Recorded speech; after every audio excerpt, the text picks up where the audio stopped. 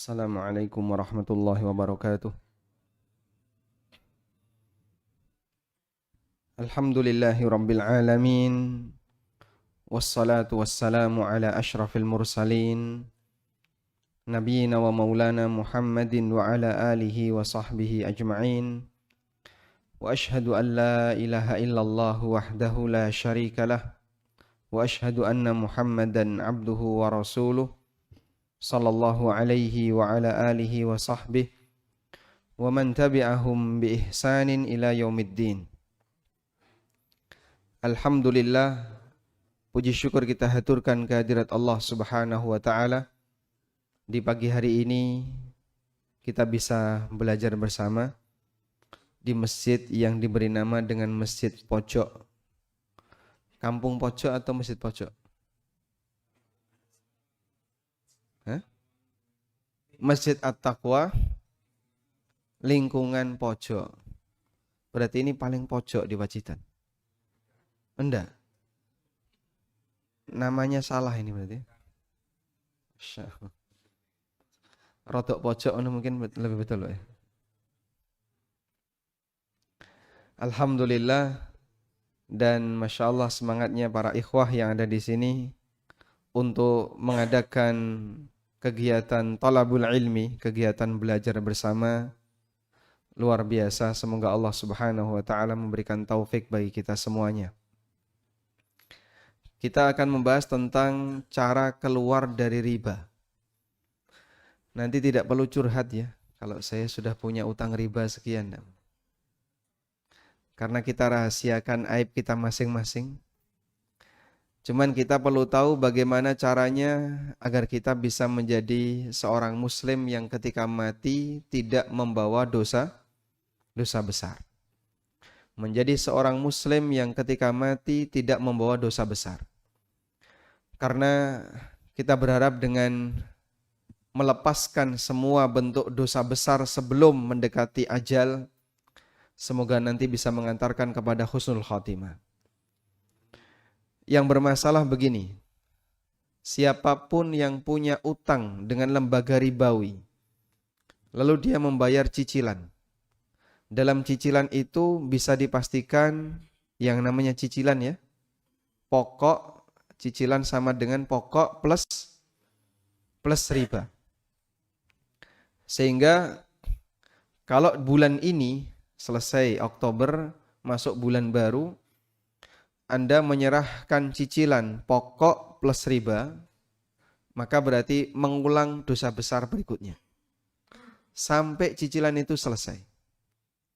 Dan kondisi inilah yang dialami oleh kaum muslimin yang mereka punya sangkutan dengan utang ribawi.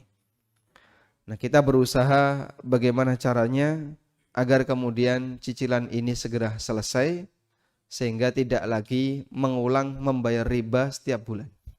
Karena kan jadinya dosa besar berulang setiap bulan. Padahal kita tahu bahwa dalam transaksi riba, yang mendapatkan hukuman dari Allah tidak hanya yang menerima riba, termasuk di antara yang mendapatkan hukuman adalah yang memberi riba. Sebagaimana disebutkan dalam hadis riwayat Muslim, dari sahabat Jabir bin Abdullah radhiyallahu anhuma, beliau mengatakan, la'ana Rasulullah sallallahu alaihi wasallam akilar riba wa mukilahu wa katibahu wa syahidai. Rasulullah sallallahu alaihi wasallam melaknat orang yang makan riba, berarti penerima. Wa mukilahu, yang memberi makan riba, berarti yang bayar bunga. Wa katibahu, tukang catatnya. Wa syahidai, dan dua saksinya. Wa qala hum sawa, dan beliau bersabda semuanya sama saja. Sehingga di posisi apapun ketika orang melakukan praktek transaksi riba semacam ini, maka semuanya terkena laknat dari Rasulullah sallallahu alaihi wasallam. Dan itu merupakan doa yang sangat menakutkan. Baik. Karena itu kalau posisi kita sebagai pemberi makan riba, maka salah satu di antara resiko yang akan didapatkan adalah kita mendapatkan laknat dari Nabi SAW di saat kita menyerahkan riba. Jika itu berulang setiap bulan, bulan ini ada, bulan besok nyicil lagi, bulan besok nyicil lagi, sehingga dia selalu pecicilan ya, nyicil terus. Maka sepanjang dia nyicil itu berulang melakukan transaksi atau membayar sebuah bunga yang itu nilainya adalah dosa besar yang dilaknat oleh Nabi SAW setiap bulan. Bulan ini dilaknat, bulan besok dilaknat lagi, bulan besok dilaknat lagi, waliyadzubillah. Baik. Kemudian bagaimana cara agar kita bisa keluar dari lingkaran semacam ini? Bapak Ibu yang kami hormati, kalau kita berbicara tentang solusi agar keluar dari riba atau cara untuk meninggalkan riba, maka ada dua sudut pandang di sana. Yang pertama adalah sudut pandang dari lembaganya yang menerima riba. Yang kedua sudut pandang dari nasabahnya yang memberi makan riba. Karena keadaan mereka berbeda.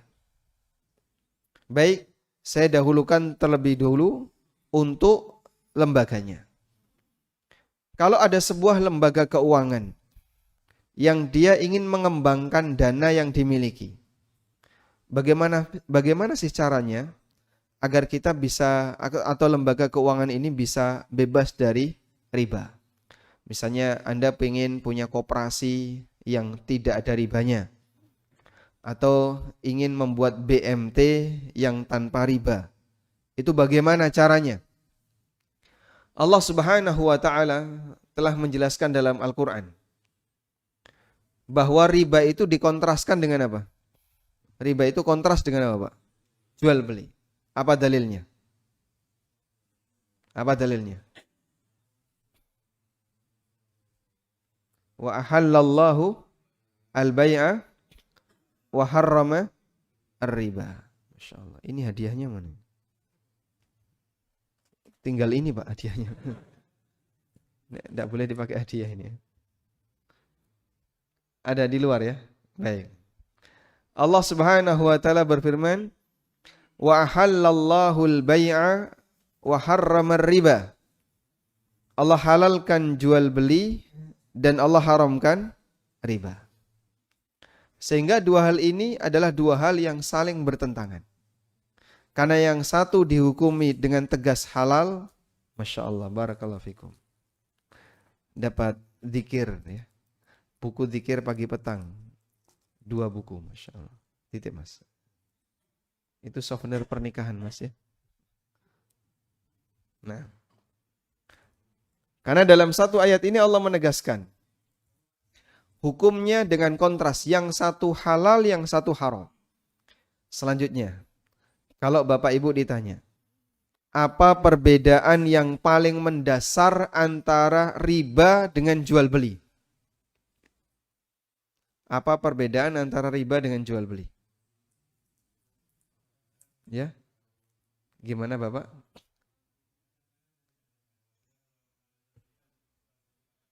Masya Allah. Kalau riba? Masya Allah. Bapak pernah ikut kajian saya berarti? Kok tahu jawabannya dari mana, Pak?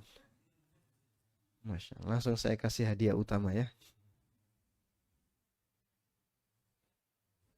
Barakallahu fiik. Masya Allah. Jadi jawabannya adalah ada barang dan tidak ada barang. Anda tidak perlu menjawab akadnya, karena ini jawaban terlalu normatif. Jawaban normatif itu tidak menunjukkan pembeda dengan yang lain. Jadi apa perbedaan yang paling mendasar antara riba dengan jual beli? Perbedaannya adalah dari sisi objeknya. Kalau riba itu tidak melibatkan barang maupun jasa. Sehingga yang keluar uang, masuk uang. Lembaga ini, BMT ini mengeluarkan uang, masuk kembali uang, kemudian nyiprat uang. Duit digesek dengan duit, nyiprat duit, duit cipratan ini panas. Karena itulah transaksi riba. Berbeda dengan jual beli. Kalau jual beli itu yang dikeluarkan barang, lalu nanti dapat uang plus keuntungan. Atau dia mengeluarkan jasa, dari jasa itu dia bisa mendapatkan bayaran. Sehingga kalau yang dipraktekkan adalah keluar barang atau jasa, lalu lembaga itu bisa mendapatkan uang, maka keuntungan dalam uang itu halalan thayyibah. Ada banyak orang yang tidak bisa membedakan antara riba dengan jual beli. Dan Allah telah menyinggung dalam Al-Quran. Sebagian masyarakat jahiliyah nggak bisa membedakan antara riba dengan jual beli. Allah berfirman, "Dzalika bi annahum qalu innamal bai'u mithlur riba." Hal itu disebabkan karena mereka mengatakan jual beli itu sama seperti riba. Wa ahallallahu al-bai'a wa harrama riba. Padahal Allah halalkan jual beli dan Allah haramkan riba. Maka kalau seorang muslim ditanya tentang perbedaan jual beli dan riba, kok enggak bisa jawab? Jangan-jangan mirip seperti ini. Dzalika bi annahum qalu innamal bai'u mithlur riba, karena mereka mengatakan bahwasanya jual beli seperti riba, padahal keduanya ini saling berbeda. Baik. Perbedaan yang paling mendasar tadi ada pada objeknya. Karena itu kalau kita punya lembaga keuangan, apapun namanya, baik BMT, koperasi, bahkan andaikan sampai bisa jadi bank, maka untuk bisa menjadi lembaga keuangan yang sesuai syariah, kata kuncinya satu. Kamu menjual apa, kamu memberikan jasa apa. Sehingga orang tidak bisa mendapatkan keuntungan hanya dalam bentuk uang. Saya ngasih uang, nanti uang saya akan bekerja, lalu saya dapat uang. Itu tidak bisa. Sebab uang tidak boleh disewakan, uang tidak boleh disewakan, uang juga tidak bisa dikasihkan ke orang lain dalam bentuk utang, lalu nanti akan menghasilkan keuntungan. Sebab kita punya kaidah, setiap keuntungan dari transaksi utang adalah riba.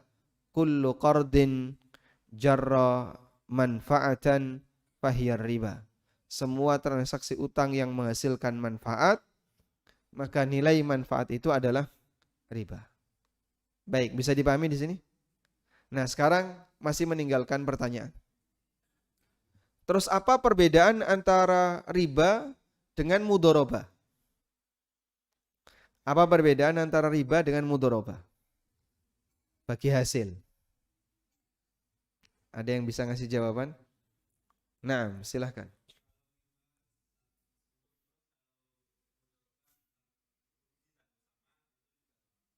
Kalau riba untung terus,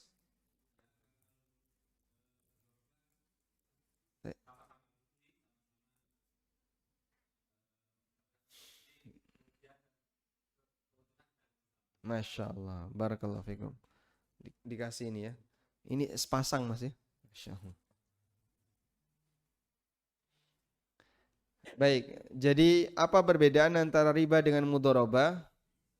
Perbedaannya adalah dari sisi nilai uang yang diserahkan. Kalau statusnya terjamin, jika uang itu dijamin dalam arti nanti pasti akan balik utuh, plus ada keuntungan, maka keuntungan itu statusnya riba. Karena uangnya dijamin. Tapi kalau uangnya tidak dijamin, itu mudharabah. Sehingga kalau tidak dijamin, maka dia menghadapi dua peluang. Antara apa Pak? Untung atau rugi. Karena itu dalam prinsip mudharabah, peluang untung sama dengan resiko rugi. Orang tidak boleh dalam melakukan mudharabah hanya mau untung, nggak mau rugi. Kalau ini praktek riba. Dipahami insya Allah ya? Sehingga kalau misalnya begini, koperasi ingin memberikan modal kepada seorang pengusaha yang baru membuka pabrik tahu tuna. Kemudian dikasih modal senilai 100 juta. Sudah? Kalau akadnya mudharabah, maka pihak koperasi harus siap dengan resiko. Ini kalau usahanya gagal, rugi, di luar keteledoran pengelola, maka koperasi tidak boleh minta 100 juta ini balik utuh. Tapi kalau nanti usahanya berkembang, dapat untung, koperasi berhak untuk mendapatkan bagi hasil. Dan itulah keseimbangan yang diajarkan dalam praktek mudharabah. Peluang untung sama dengan resiko rugi. Dipahami ya insyaallah. Baik. Kalau transaksi riba enggak. Transaksi riba itu duit yang diserahkan utuh. Kemudian nanti dia mendapatkan keuntungan. Berarti kalau ada kasus seperti ini. Si A memberikan modal kepada si B. Perjanjiannya, wahai B, saya kasih modal ke kamu 100 juta. Nanti kalau untung kita bagi hasil. 50-50. Tapi kalau rugi saya nggak mau bagi hasil. Cuman tolong modal saya dikembalikan. Ini boleh atau tidak? Boleh atau tidak? Kenapa enggak boleh? Karena modalnya dijamin. Baik, karena tidak mau resiko. Selama modal dijamin dan tidak ada resiko yang ditanggung oleh pemberi modal, maka transaksi itu hukumnya masuk dalam kategori utang dan oleh karena itu tidak boleh minta kelebihan. Dipahami ya? Baik. Sehingga mudharabah sebagaimana Anda bisa mendapatkan peluang untung, Anda juga harus siap dengan resiko rugi. Makanya kita diajarkan prinsip ringan sama dijinjing, berat sama dipikul. Tidak boleh orang membalik ya, ringan aku yang jinjing, kalau berat kamu yang mikul, itu tidak boleh. Karena kalau seperti ini mendolimi salah satu pihak. Baik, ini solusi yang bisa dilakukan ketika seseorang ingin membuat sebuah lembaga keuangan atau lembaga apapun yang kemudian ingin mengembangkan dengan cara syar'i, yaitu galakkan jual beli. Anda menjual sesuatu yang sifatnya real secara kredit dan nanti akan mendapatkan keuntungan. Baik. Berikutnya kita akan berbicara untuk posisi nasabah. Ini nasabah punya utang. Dia punya sangkutan dengan lembaga ribawi. Yang otomatis dia harus membayar bunganya. Ada solusi yang sifatnya terbatas pribadi, ada solusi untuk sebuah komunitas. Saya dulukan solusi untuk yang sifatnya terbatas pribadi. Kalau Anda menjadi korban dalam kasus semacam ini, apa yang harus kita lakukan? Kaum muslimin yang kami hormati, bahwa dalam sebuah akad, kesepakatan itu boleh berubah. Kesepakatan itu boleh berubah, tergantung kesepakatan kedua belah pihak. Sehingga misalnya, dulu saat akad, si fulan ini, si A ini harus bayar riba. Kemudian setelah dilakukan perubahan, si fulan atau si A ini ingin agar ribanya dihapuskan. Boleh atau tidak kayak gitu? Boleh.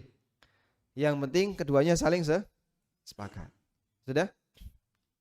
Oleh karena itu, apabila ada orang punya utang bank atau lembaga ribawi dan dia ingin menghapuskan ribanya, maka dia bisa sampaikan kepada lembaga keuangan itu. Saya ingin bayar pokoknya saja dan tidak mau bayar bunganya. Sudah? Kira-kira di Indonesia ada nggak bank seperti itu, Pak? Ya? Orang gelem ya? Ada kayak gitu, Pak? Bank Toyib.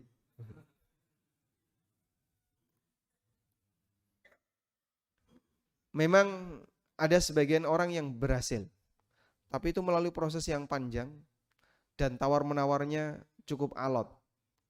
Biasanya begini, kalau nasabah itu sudah dianggap sebagai NPL, non-performance loan, utang yang tidak bisa ditagih, itu akan menurunkan kualitas dari bank, prestasi bank turun.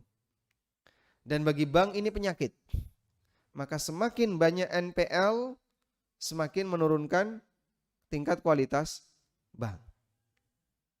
Karena itu, bagi sebagian orang yang dia punya utang semacam ini, kadang perlu strategi, ya, tapi ini online ya, bahaya. Kalau ketahuan bank, jadi ketahuan strateginya. Ya. Kadang perlu strategi gimana caranya agar dia bisa lebih kuat dalam menawar, sehingga nanti minta kepada pihak bank, saya hanya mau bayar pokoknya saja, tapi untuk bunganya saya tidak mau bayar. Ada sebagian yang berhasil, meskipun banyak yang gagal. Nah, kami di Jogja itu ada komunitas kecil-kecilan ya. Namanya IBR, Indonesia Bersih Riba. Dan beberapa anggota IBR adalah mantan bankir yang dia bisa memediasi antara nasabah dengan pihak bank. Karena dia bisa tahu celah. Kira-kira celah mana di mana bisa ditawar nilai bunganya. Kurang lebih begini, butuh pendampingan untuk kemudian melakukan penawaran kepada pihak bank. Kalau itu bisa dilakukan, walhamdulillah. Kalau nggak bisa, minimal nilai bunga itu diturunin, Pak. Minimal nilai bunga itu diturunin. Sehingga misalnya bunganya masih 50 juta. Kalau bisa diturunkan sampai tinggal 20 juta, 30 juta, alhamdulillah itu akan mengurangi kualitas dari dosa riba yang harus dibayarkan oleh nasabah. Baik, ini solusi yang terkait pribadi. Lalu bagaimana kalau solusinya sifatnya komunitas? Kalau solusinya sifatnya komunitas, kadang ada orang yang pingin dia itu segera menutupi utangnya. Cuman dia nggak punya dana yang cukup untuk menutupi utang. Apa yang harus dilakukan? Apakah utang lembaga yang lain untuk menutupi utang yang pertama? Jadinya gali lubang, tutup luang.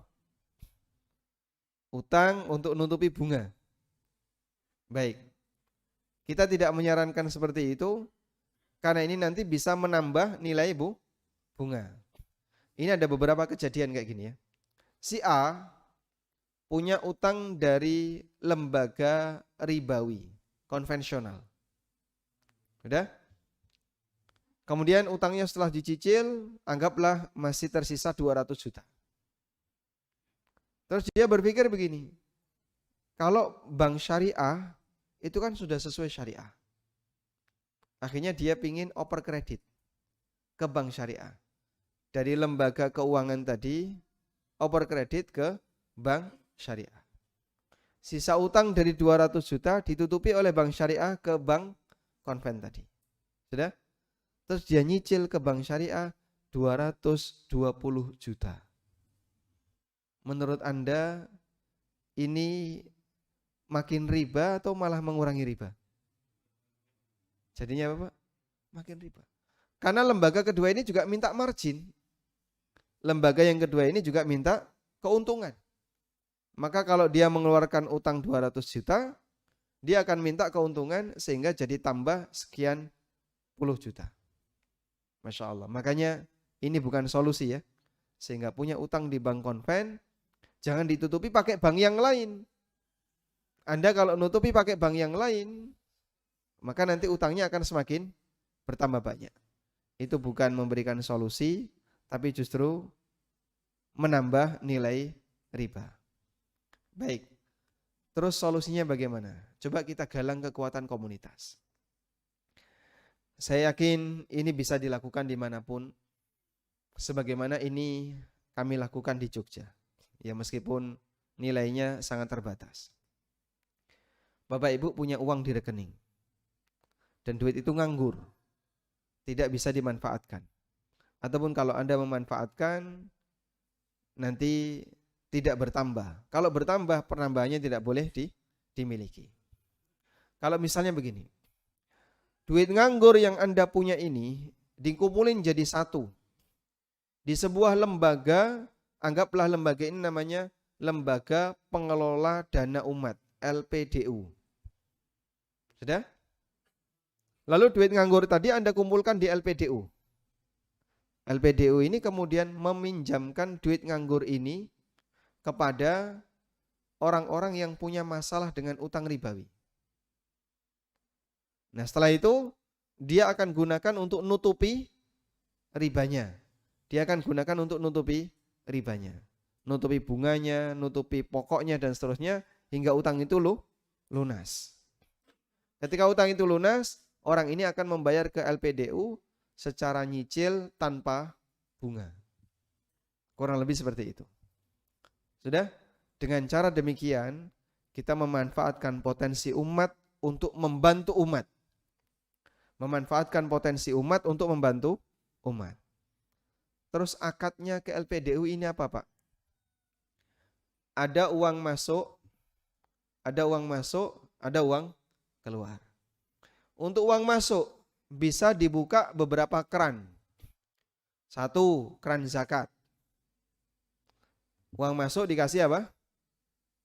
Keran-keran yang pertama adalah zakat. LPDU ini bisa menampung zakat. Zakat nanti disalurkan kemana? Zakat ini nanti akan disalurkan untuk nutupi utangnya masyarakat yang punya utang. Berarti status mereka sebagai apa? Ghorimin. Dan ghorimin termasuk mustahik zakat. Baik. Yang jarang diperhatikan di masyarakat adalah para ghorimun.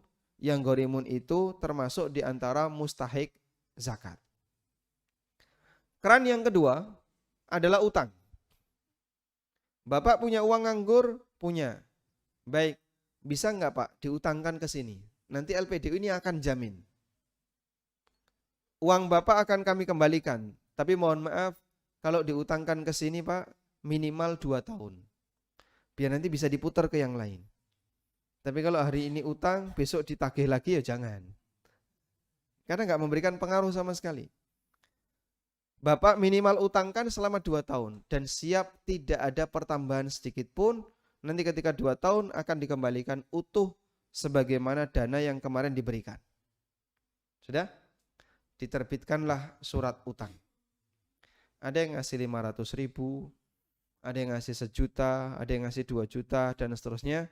Kumpul di LPDU ini. Sudah? Keran yang ketiga. Wakaf tunai. Wakaf tunai itu apa Pak? Orang wakaf tapi dalam bentuk duit. Orang wakaf tapi dalam bentuk uang, dalam bentuk duit. Misalnya, si A ikut wakaf. Senilai berapa? 500.000. Saya wakaf 500.000. Sudah? Masuk ke LPDU ini. Baik. Sekarang perbedaan masing-masing apa Pak? Kalau zakat hanya boleh disalurkan kepada mustahik, yaitu para ghorimin. Dan nanti jadi hak milik ghorimin.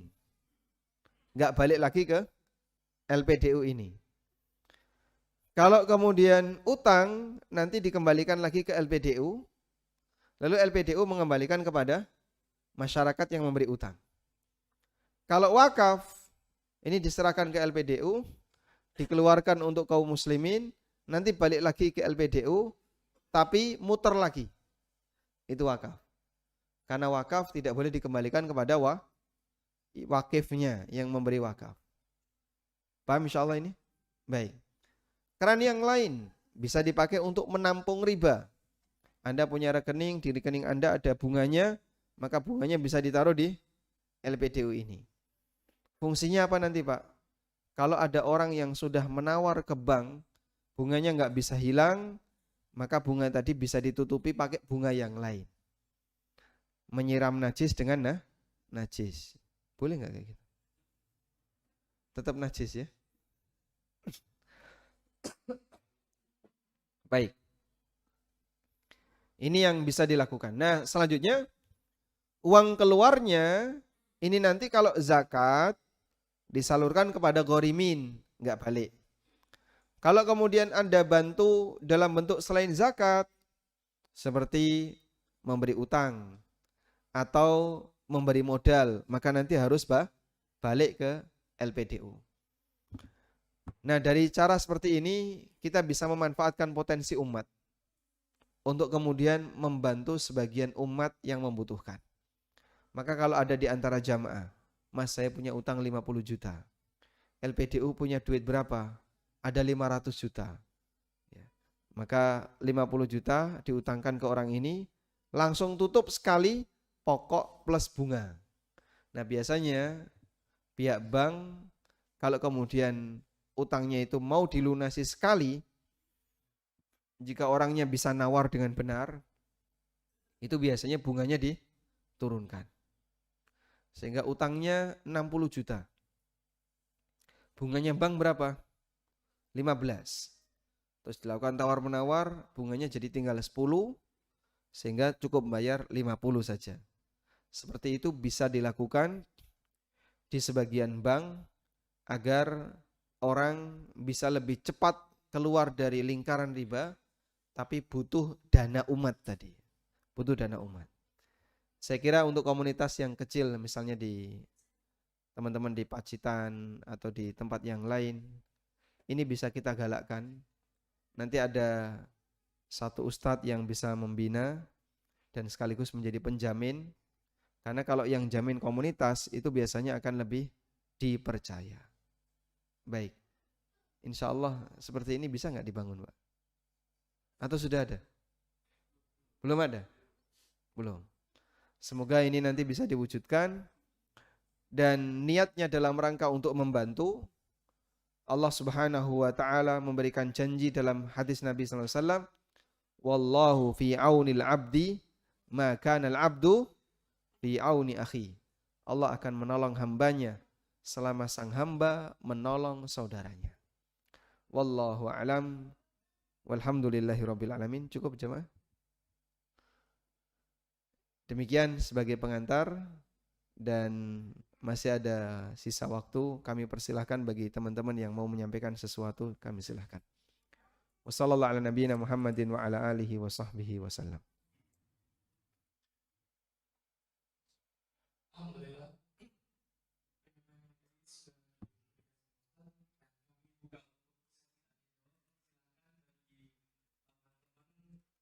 Jemaah yang mau bertanya, kami persilakan. Mau curhat juga boleh. Boleh langsung ya. Alhamdulillah. Gantian. Ini satu lagi. Nanti. Oh di sini. Siap, silahkan. Insya Allah saya tergolong orang yang Ustaz sebut tadi, saya itu selama 2 tahun kemudian tidak membayar bunga dan riba. Alhamdulillah setelah 2 tahun saya tanpa ada tambahan margin. Tanpa bunga. Masya Allah. Tapi dimandekan dulu selama 2 tahun.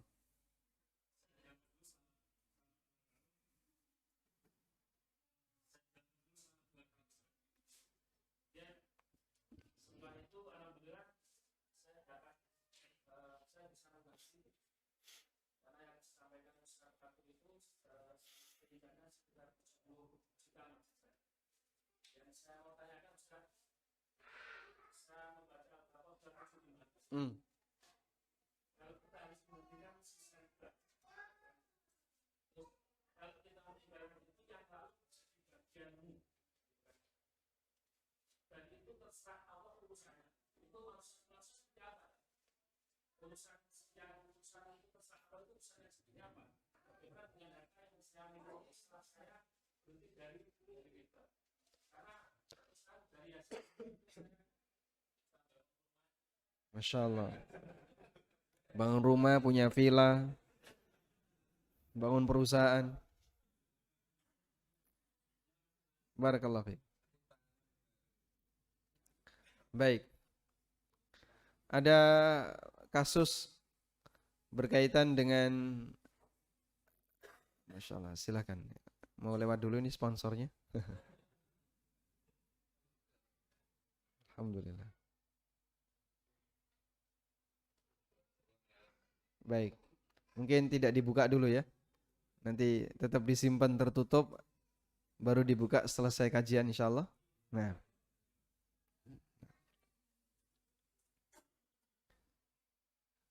apa yang dimaksud dengan firman Allah Subhanahu wa taala, "Faman ja'ahu mau'izatun min rabbih fantaha, falahu ma salafa wa amruhu ilallah." Barang siapa yang sudah datang peringatan dari Rabb-Nya, fantaha lalu dia berhenti, falahu ma salaf. Maka dia berhak untuk mendapatkan harta ma salafa di masa silam. Wa amruhu ilallah dan urusannya kembali kepada Allah. Maksud dari ayat ini adalah bahwa orang yang memiliki harta haram sebelum dia mengetahui ilmunya, orang yang memiliki harta haram sebelum mengetahui ilmunya, maka status harta itu halal baginya. Alhamdulillah, insyaallah. Mulai senang nih ya. Ya, silakan mau diunjuk riyen, Pak. Oh, mboten, mangke mawon nggih. Dan dulu para sahabat banyak di antara mereka sebelum Islam datang dan sebelum ayat tentang haramnya riba itu turun, mereka memiliki harta dari hal yang haram. Nah, saat ayat itu turun, Allah tidak perintahkan untuk memiskinkan diri. Sehingga transaksi riba, lalu dapat duit banyak, bisa dipakai beli rumah. Jual beli khamr, dapat duit, bisa dipakai untuk beli lahan, dan seterusnya. Itu dialami oleh orang di masa silam. Sehingga ada sebagian orang yang dia memiliki harta dari hasil jual beli sesuatu yang haram, seperti jual beli khamr. Sebelum khamr itu dilarang. Karena khamr bagi masyarakat Madinah itu termasuk di antara komoditas ekspor yang dikirim ke Syam sehingga mereka bisa mendapatkan nilai yang lebih mahal. Nah, sebelum ada ayat yang mengharamkan khamr, mereka praktek seperti itu. Ketika turun ayat tentang khamr, Allah Subhanahu wa taala tidak perintahkan seluruh harta yang dulu kalian dapatkan dari hasil khamr sedekahkan semuanya. Enggak ada perintah seperti itu. Dan itulah makna dari ayat faman ja'ahu mau'izatun min rabbih fantaha. Barang siapa yang sudah mendapatkan peringatan dari Rabb-Nya lalu dia berhenti, falahu ma salaf. Maka dia punya hak untuk memiliki harta di masa silam. Wa amruhu ilallah dan urusannya kembali kepada Allah. Artinya urusan harta ini kembali kepada Allah. Kamu tidak diharamkan karena Allah Subhanahu wa taala yang berikan penegasan bahwa dia boleh untuk memanfaatkannya. Sehingga orang yang memiliki harta haram sebelum tahu ilmunya tidak boleh. Tapi kalau sudah tahu ilmunya, sudah ngerti itu haram dan dia tetap mengambilnya, maka dia berdosa besar. Faman 'ada faulaika ashabun nar hum fiha khalidun. Dan siapa yang balik lagi, maka dialah penduduk neraka. Sehingga wis ngerti riba, sik diterusno. Nah, itu yang mendapatkan ancaman dosa besar waliyadzubillah. Oleh karena itu, kalau Bapak dulu praktek riba, sudah berhasil beli rumah, sudah berhasil beli villa, atau bahkan apalagi Pak, membuat museum, misalnya, maka posisi Bapak dalam hal ini, kalau dulu tidak tahu ilmunya, semua itu boleh dimanfaatkan. Wallahu a'lam. Baik, silakan. Mikrofonnya mana tadi? Mati.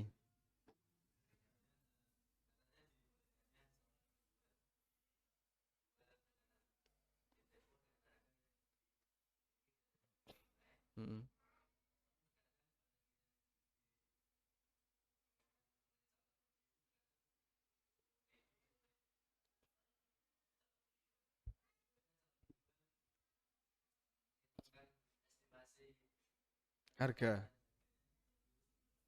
Baik. skemanya gimana sih agar sebuah lembaga keuangan itu bisa melakukan praktek jual beli yang aman dan syar'i? Aman dan syar'i, kan gitu ya.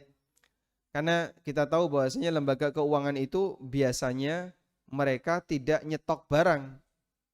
Lembaga keuangan biasanya mereka tidak sedia barang, tapi barang itu baru dibeli sesuai pesanan. Sederhananya kayak gini. Si A datang ke bank dan bank ini banknya sudah syariah. Si A datang ke bank. Ditanya, "Mau ngapain Bapak?" "Saya mau ngadem." Enggak ada kan? "Mau ngapain?" "Saya mau butuh uang." "Kamu butuh uang buat apa?" "Saya butuh uang untuk beli motor." "Motor yang diinginkan kayak apa?" Terus dia kasih rincian. "Saya pengen motor dengan merek ini, cc sekian, tahun sekian dan seterusnya." "Baik, kalau mau motor seperti ini akan kami usahakan." Sudah, setelah dilakukan verifikasi dan seterusnya, nasabah ini diterima. Maka bank melakukan pengadaan motor itu. Dia beli motor itu dari pihak dealer atau penjual motor siapapun untuk mendapatkan motor sesuai yang diinginkan oleh si A tadi. Nah, saat pengajuan ini ada estimasi harga, boleh enggak? Boleh. Enggak masalah. Karena sebatas estimasi harga itu tidak menunjukkan angka riba. Tapi kan belum punya barang. Belum punya barang boleh berencana akad. Dan estimasi harga itu sifatnya rencana akad. Hukumnya enggak masalah. Sama misalnya, Anda tanya ke saya, "Nek HP-mu iki pok dol diregani piro?" Padahal belum tentu saya jual. Cuman Anda tertarik dengan HP saya, lalu Anda tanya, "HP kamu ini kalau kamu jual harganya berapa?" Ya, andaikan saya jual, ini saya kasih harga 3 juta. Padahal belum tentu saya menjual. Boleh nggak kayak gitu, Pak? Boleh saja. Karena sebatas menyebutkan estimasi harga, itu tidak menunjukkan bahwa kedua belah pihak melakukan akad. Paham insya Allah di sini? Baik. Oleh karena itu dalam hal ini tidak masalah jika Bapak menyebutkan estimasi harga atau lembaga keuangan menyebutkan estimasi harga meskipun dia belum memiliki barang. Nah, setelah verifikasi selesai, bank beli motor itu, lalu motor itu dibawa ke bank. Nasabah dihubungi, "Motor sudah ada di tempat kami, silahkan kalau mau diakadkan datang ke kantor." Maka A datang ke kantor. Dah, setelah A di kantor, dilakukanlah transaksi jual beli di mana bank boleh mengambil margin yang lebih ketika dia menjual dengan harga kredit. Kemarin kulaknya 20 juta, dijual jadi 25 juta. Boleh enggak, Pak? Dia ngambil margin 25%. Sah-sah saja. Hukumnya boleh. Karena dalam hal ini diperbolehkan bagi pihak bank untuk mendapatkan keuntungan dari praktek jual beli. Wallahu a'lam. Cukup mudah ya. Mungkin bisa digalakkan seperti itu. Teman-teman berkumpul, ayo kita modal, bantingan berapa? 1 juta. 1 juta kali 100 orang. Berkumpul sekian ratus, sudah? Kalau nanti ada yang meminta sesuatu atau menghendaki barang tertentu, lembaga ini yang membelikan. Sudah? Nanti setelah dibelikan, dijual ulang dengan cara kredit, plus ada keuntungan. Kami di Jogja, selain punya IBR, nasabah ini tanya, "Terus kalau saya butuh motor, solusinya gimana?" Kan tidak mungkin utang ke IBR. Maka kita buatkan satu lembaga baru, namanya Syirka Al-Hidayah, yang itu melayani jual beli kredit. Masya Allah jamaah. Modalnya waktu buka 35 juta. Dan sekarang alhamdulillah sudah melayani belasan mobil. Dari awalnya 35 juta. Ya merambat sedikit-sedikit. Cuman belikan HP, motor, laptop, sampai ada yang beli kulkas, kemudian kipas AC. Kami belikan, setelah itu kami jual ulang dengan ada margin. Alhamdulillah dari yang awalnya 35 juta, sekarang perputarannya sekian belas mobil yang sudah dilayani. Dan itu cukup potensial untuk dilakukan di teman-teman yang punya ikatan emosional bagus, sehingga saat naruh modal saling percaya, Anda bisa galakkan cara seperti ini. Wallahu a'lam.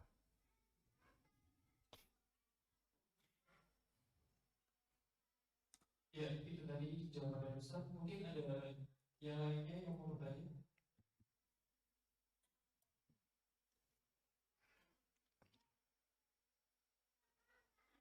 Assalamualaikum Ustaz. Waalaikumsalam warahmatullahi wabarakatuh. Pertanian, Mbak. Hmm.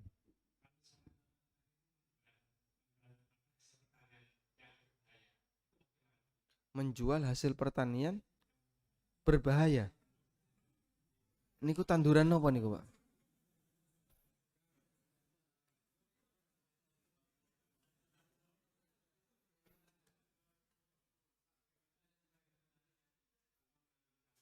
Cabe. Oh gitu. Jangan suudon dulu ya. Dikiranya ganja, Pak.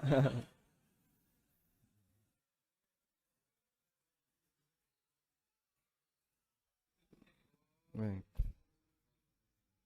Berarti cabe tapi saat menanam pakai obat. Namun penggunaan obat itu kan terukur ya. Sing nandur ae rawani mangan. Masya Allah. Sampai saat ini saya juga nggak berani makan, Pak. Karena cabe tok rawani aku. Nek campur gorengan wani, Pak. Baik. Mungkin hampir semua yang ada di masyarakat kita seperti itu, Pak. Tidak hanya cabai ya, termasuk buah-buahan dan seterusnya. Semangka, sayur, semuanya disemproti. Makanya ketika itu dijual, barangkali perlu ada petunjuk pengamanan. Barangkali ada petunjuk pengamanan, misalnya tolong dicuci dulu sampai bersih, baru kemudian dimakan dan seterusnya. Selama itu tidak memberikan efek samping racun yang berarti bagi fisik manusia, insya Allah hukum asalnya boleh dijual. Karena kita tidak boleh menjual sesuatu yang membahayakan orang lain ya. Misalnya menjual racun untuk ngeracuni manusia itu tidak boleh, Pak ya. Tapi kalau ini mengandung sedikit racun, hampir semua obat ya yang dikonsumsi manusia ada unsur misalnya antibiotik ya, itu kan mengandung racun. Cuman itu bermanfaat bagi badan dan nanti akan dikeluarkan. Setelah proses akan dikeluarkan, dibuang. Kemampuan badan manusia barang-barang atau zat yang tidak dibutuhkan oleh tubuh itu akan dibuang. Selama dosisnya tidak berlebihan, aman bagi badan, menurut standar para ahli, insya Allah tidak masalah. Makanya obat kan ada dosis letal ya. Yang itu kalau dilampaui bisa menyebabkan kematian. Karena kalau sampai titik ini racunnya semakin kuat dan itu bisa menyebabkan kematian. Kalau nggak sampai demikian insya Allah tidak masalah. Masya Allah. Jadi Bapak silahkan bertahan menjadi petani. Karena coba yang masih remaja, ada nggak yang punya cita-cita jadi petani? Ada anak SD ditanya sama gurunya, apa cita-citamu? Jadi petani. Diseneni karo gurune, Pak. Cita-cita kok petani? Lah memangnya kenapa? Hah? Dianggap sebagai cita-cita yang kurang bagus gitu ya. Makanya petani ini lambat laun langka ini ya. Jadi manusia langka nanti. Padahal mereka lah yang menyumbangkan sumber pangan bagi masyarakat. Masya Allah, barakallahu fiik. Cukup. Para penanya tadi dapat tadi ya.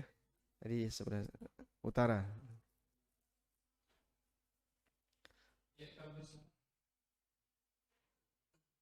Assalamualaikum Ustaz. Waalaikumsalam warahmatullahi. Pertanyaan saya hewan yang dilepas, tapi di lingkungan tersebut sudah berlaku umum gitu. Misalkan ayam yang dilepas, terus makan akibat tetangga, atau burung merpati juga yang dilepas, tapi di lingkungan tersebut sudah sangat umum. Itu hukumnya gimana? Kelak dari lingkungan itu menjadi tanggung jawab pemiliknya atau gimana?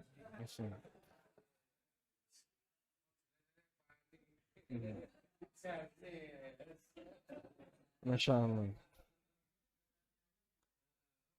Ini dari riba tekan pitik barang dibahas ya.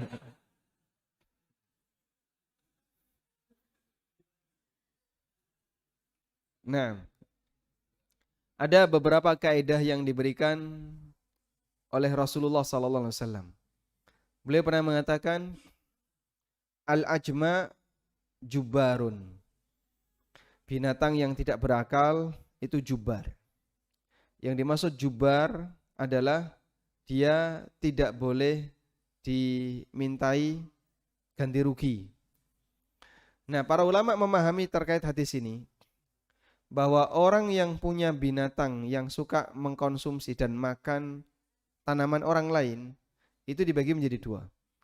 Yang pertama, jika lepasnya itu malam hari, misalnya orang punya kambing, terus malam hari lepas, akhirnya makan tanaman tetangganya, makan tanaman orang lain. Maka pemilik kambing wajib ganti rugi. Karena normalnya yang namanya kambing malam hari itu di kandang, bukan dilepas. Baik. Kalau kemudian lepasnya siang hari, maka yang punya tanggung jawab untuk menjaga adalah pemilik lahan. Karena budaya di tempat itu yang namanya binatang semacam ini dilepas. Sehingga kalau kemudian masuk ke lahan orang lain ya, pemilik lahan harus menahannya. Dia gusah atau ngasih bambu atau apa agar tidak dimasuki oleh binatang. Sehingga kalau tetap dimakan oleh binatang, maka pemilik kambing tidak bertanggung jawab. Itu kalau sudah menjadi budaya dan tradisi. Oleh karena itu, dalam hal ini seperti burung merpati yang dilepas, lalu apalagi Pak? Ayam ya.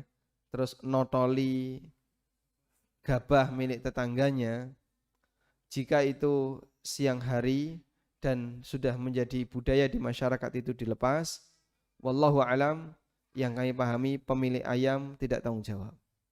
Artinya tidak harus ditagih ya. Pitikmu wis notoli gabahku sekilo. Masya Allah. Misalnya dia punya 100 ayam, dicolke ya. Satu ayam berapa itu? 1 gram atau saon ya. 10 gram mungkin. Kalau saon kan 100 gram. 10 gram. Wah, per ayam 10 gram. Ping 100 ayam 1 kilo. Maka kamu harus ganti gabah 100 kilo. Dan Rasulullah SAW menyebutkan, apabila ada seorang muslim yang menanam tanaman apapun, kemudian diambil oleh orang lain atau dimakan oleh binatang, kana lahu bihi sadaqah. Maka itu menjadi sedekah baginya. Yang bisa jadi dia belum sedekah, maka sedekahnya diambil secara langsung oleh binatang. Dan insya Allah itu akan menjadi tabungan tambahan baginya. Wallahu a'lam. Ya, seperti itu. Kami beri kesempatan 2 pertanyaan lagi untuk jemaah ibu-ibu. Mungkin ada yang mau bertanya, silakan bisa pakai tulisan jika ada yang mau bertanya bagi jemaah. Ini beri kesempatan 2 pertanyaan lagi untuk Assalamualaikum Ustaz. Waalaikumsalam warahmatullahi. Nasihat yang baik apabila seorang ayah terkena utang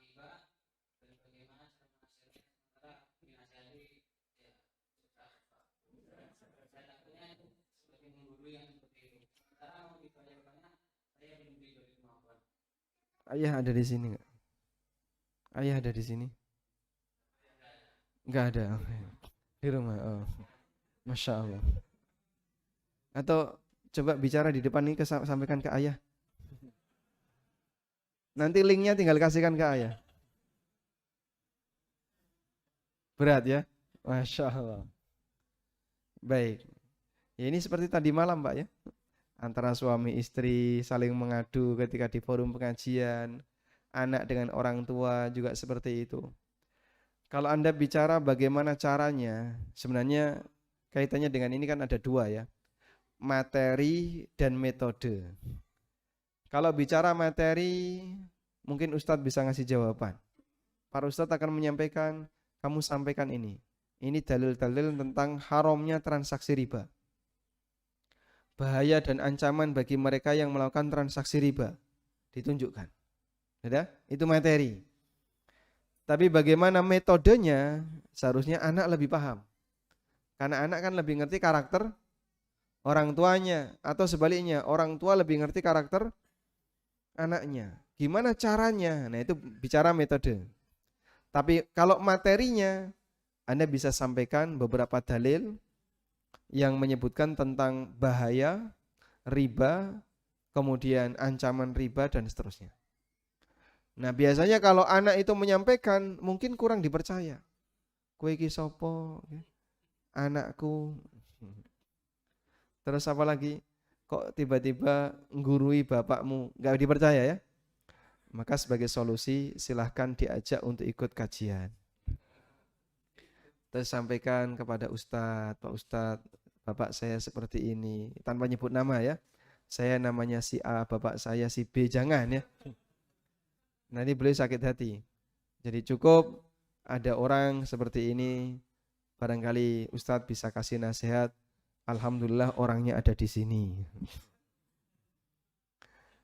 Sehingga kalau Anda menyampaikan itu, mungkin nanti Ustadz akan memberikan nasihat. Semoga bisa menyadarkan yang bersangkutan. Masya Allah. Barakallahu fiik. Atau link kajian ini kasihan ya. Ada banyak kajian tentang masalah riba. Anda bisa potong, kasihkan ke beliau. Waalaikumsalam warahmatullahi wabarakatuh.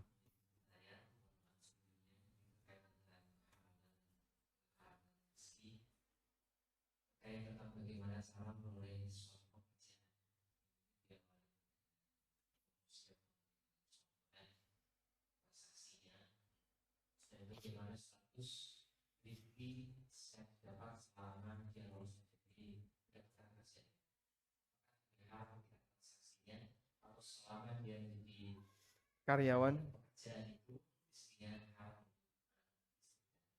Beliau karyawan swasta atau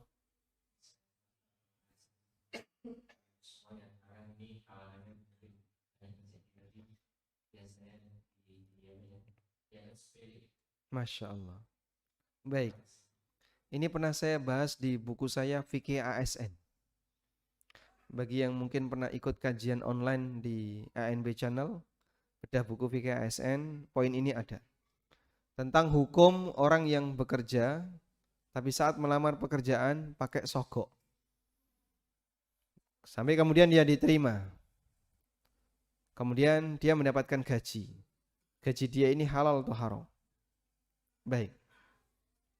Pertama, saya ingin menyampaikan bahwa jawaban ini berlaku bagi mereka yang sudah punya kasus. Bukan untuk mengajak agar Anda punya kasus. Sehingga yang belum berkasus, jangan ikut-ikutan. Ya? Sehingga jawaban ini hanya khusus bagi yang sudah punya kasus. Yang dulu waktu daftar jadi PNS atau jadi karyawan, pakai sogok, akhirnya dia diterima, dan sekarang dia jadi karyawan di situ, dapat gaji tiap bulan. Apa hukum terhadap gaji yang dia dapatkan?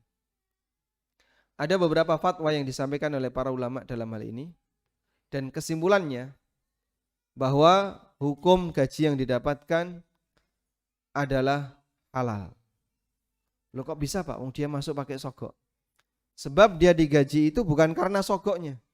Dia digaji karena kerja. Sehingga dia bulan ini bekerja, lalu dikasih gaji 3 juta. Bulan depan kerja lagi, dikasih gaji 3 juta lagi. Maka dia dikasih 3 juta disebabkan karena dia bekerja selama 1 bulan. Gaji yang dia dapatkan itu bukan termasuk di antara sesuatu yang haram. Makanya kalau dia tidak kerja selama waktu tertentu dan itu tidak ada udzur, dia bisa diskors. Dan kadang ketika dia diskors lalu dia nggak dikasih gaji oleh perusahaan. Karena itu haknya perusahaan. Maka dalam kasus ini, jika orangnya tidak bekerja atau bekerja lalu dia mendapatkan gaji, maka insya Allah gajinya halal. Berarti kalau kayak gitu Pak, mari kita nyogok bareng-bareng untuk dapat kerjaan. Bukan. Ini penjelasan untuk mereka yang sudah punya kasus, bukan mengajak untuk berkasus. Paham insya Allah? Alhamdulillah. Barakallahu fiikum. Kita sampai jam berapa? 5:30 ya. Kurang 2 menit lagi, silahkan. Kita cukupkan untuk sesi tanya jawab ya. Tapi ini adalah satu pertanyaan dari Ustaz untuk mendapatkan buku. Masya Allah. Buku ini judulnya apa Pak? Kelihatan enggak? Baik. Ada yang berasal dari luar Pacitan? Bukan yang domisili sini. Yang Anda dari luar datang ke sini untuk ikut daurah? Enggak ada ya? Dari Peraci ada? Enggak ada. Baik. Pertanyaannya. Sebutkan cara yang syar'i ketika lembaga keuangan atau bank atau BMT atau koperasi ingin membuat skema yang syariah agar bisa mendapatkan keuntungan. Sebutkan cara yang syar'i. Baik, silakan. Harus caranya gimana? Tahapan pertama gimana?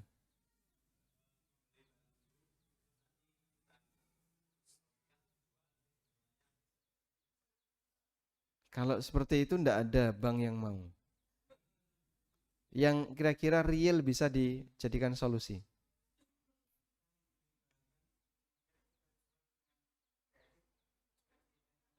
Sebelum membeli barang itu ada tahapan apa tadi? Akad. Sebelum membeli barang ada tahapan apa tadi?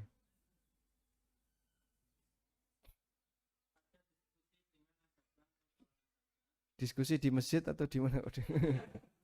Di kantor. Maksudnya diskusi gimana?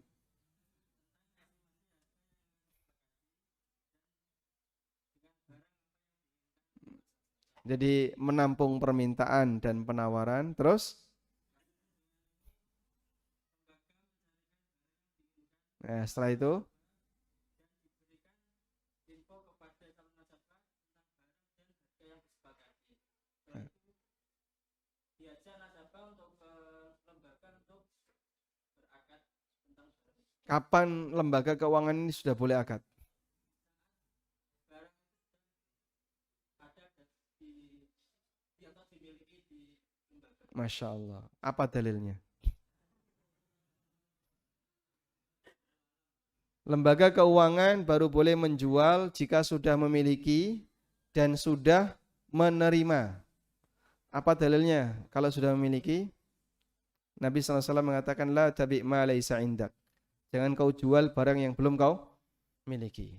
Sedangkan dalil menerima adalah naha Rasulullah SAW ayyabi at-ta'am qabla ayyastawfiyah. Nabi SAW melarang orang menjual ulang barang yang dia beli sampai dipindahkan ke tempatnya, sampai dilakukan istifa. Sehingga harus dibeli, dibawa dulu ke kantor, baru dijual. Dipahami insyaallah? Alhamdulillah. Silahkan kasih hadiah buku ini ya. Walhamdulillahirabbil alamin.